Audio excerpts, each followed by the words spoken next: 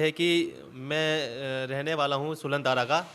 और मेरी माताजी के नाम पे यहाँ पे बैनामा लिया गया था। 2 बैनामा लिया गया। एक 423 गाटा संख्या में लिया गया लगभग 20 साल पहले, और दूसरा लिया गया 2012 में गाटा नंबर 417 में, सिजौली में पड़ता है ये।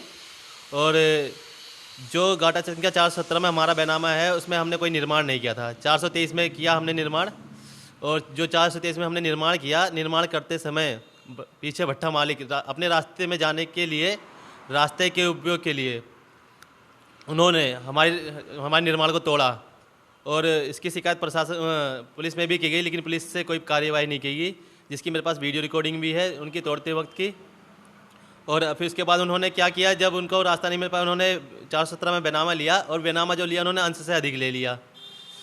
अंश से अधिक बैनामा इस हिसाब से लिया कि जिससे मेरी भी ज़मीन जो है उसी में कवर हो जाए। अब वो उसी पेपर को दिखा के जो है मेरी ज़मीन पे प्लस जो उन्होंने ज़मीन ली उस पर सब पे कब्जा कर लिया उन्होंने, प्रशासन के साथ मिलके फर्जी रिपोर्ट लगा के। और जो लेखपाल साहब के साथ मिलके, लेखपाल साहब इसमें लेखपाल साहब या और कुछ 1-2 लोग राजस्व टीम के और भी मिले हुए हैं उनके साथ में। अच्छा, पहले आपने बताया कि जो पहले लेखपाल थे मुरलीधर थे, और के बाद भी एक लेखपाल थे, उन्होंने रिपोर्ट में तो सही रिपोर्ट लगाई है कि आपकी ज़मीन कब्जा की गई है। जैसे कि मुरलीधर लेखपाल थे, पहले उन्होंने एक रिपोर्ट लगाई जो मैं पढ़ के बताता हूँ।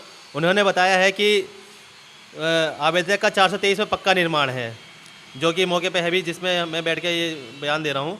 और गाटा संख्या 417 में जो विपक्षी संतराम वर्मा से खातेदार है, जिसने कि अपने अंश से अधिक बैनामा ले लिया है। और जो मौके पे जो संतराम वर्मा की ज़मीन है, वो ज़मीन मोहब्बतुल निसा के द्वारा अंश से अधिक क्षेत्र पर बाउंड्री वॉल बनवा लिया गया है।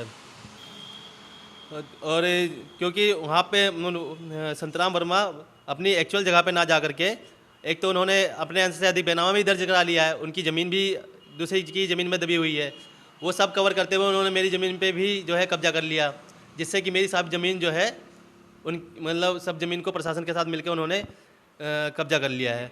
अभी लेखपाल वर्तमान लेखपाल द्वारा कि गलत रिपोर्ट लगाई गई है, कौन से हैं लेखपाल वो? जो मौके पे वर्तमान समय में जो लेखपाल द्वारा रिपोर्ट लगाई गई उनका नाम है संग्राम यादव। संग्राम यादव को सारी कंडीशन उन्होंने, पहले तो मुझे नक्शे में देखकर, हम तीनों लोग बैठे हुए थे, मतलब बाबा भट्ठा वाले संतराम वर्मा और मोहब्बतुल निसा के पति भी बैठे थे, मैं भी बैठा था। उन्होंने उस समय जो बताया हमको, नक्शे से ही बताया कि क्या कंडीशन है, किसके में कितना जाना चाहिए, क्या एक्चुअल सिचुएशन है। पर उसके बाद उन्होंने कहा कि हम राजस्व टीम को बुलाते हैं और पैमाइश कराते हैं। जब राजस्व टीम आई तो उन्होंने मुझे किसी बहाने से कहीं और भेज दिया, मतलब किसी को बुलाने के लिए। तो मैं गया, इतने देर में उन्होंने आपस में पता नहीं क्या खिचड़ी पकाई। और उसके बाद जब कानून गो साहब आए और 1-2 लोग और कुछ आए उनके साथ में, मुझे नहीं पता कौन कौन थे, तो उन्होंने आते ही 417 की पैमाइश ना करके सीधे जो मेरी 423 की पैमाइश उसको करने लगे, और 423 को मेरा 423 को पूरा बंजर में बताने लग गए कि आपकी ज़मीन जो है ये बंजर में, जिससे कि मैं घबरा जाऊं। और साथ में एप्लीकेशन भी मांगने लगे कि ये 423 बंजर में बना है, इसको हम गिरवा देंगे। बंजर की ज़मीन तो क्या, उसमें बंजर की ज़मीन के डीएम साहब ने भी यही सवाल पूछा था लेखपाल से कि बंजर की ज़मीन जो बता रहे हैं, तो बंजर की ज़मीन कहाँ है, क्या है वो? हाँ जी सर, मैं डीएम साहब के सामने पेश हुआ, तो डीएम साहब द्वारा लेखपाल को बुलाया गया, उनसे पूछा गया कि क्या मामला है इनका। तो उन्होंने बताया सर इनका 423 बंजर में बना हुआ है। तो डीएम साहब ने पूछा 423 में बंजर बना है, कितना बना है, इसका जवाब लेखपाल साहब नहीं दे पाए। फिर उन्होंने सिर्फ इतना कहा कि लेखपाल साहब, डीएम साहब इसमें ये इनका 423 बंजर में बना है। तो क्योंकि अब डीएम साहब मतलब अच्छे आदमी है, तो उन्होंने उनसे पूछा कि इसमें 423 का लिखा हुआ है, 423 का बंजर हो ही नहीं सकता है, 423 बंजर हो सकता है, 423 का बंजर नहीं हो सकता है। तो आप कैसे कह रहे हैं कि 423 का बंजर में बना हुआ है? डीएम साहब के आदेश के बाद कोई कार्रवाई हुई अब तक? जी सर, डीएम साहब ने जैसे ही सारा प्रकरण मेरा देखा, उन्होंने कहा ये मामला स्टे का है, और सख्त हिदायत देते हुए तहसीलदार साहब को कहा भी कि तहसीलदार साहब ये मामला स्टे का मामला है, जब तक फैसला ना आ जाए इस पर स्टे दिया जाए। और उन्होंने ये भी कहा कि मैं इस पर स्टे नहीं दे सकता, नहीं तो मैं इस पर तुरंत स्टे दे देता, क्योंकि ये पावर मेरे पास नहीं है, ये काम एसडीएम साहब का है, तो इस पर स्टे दिलवाइए।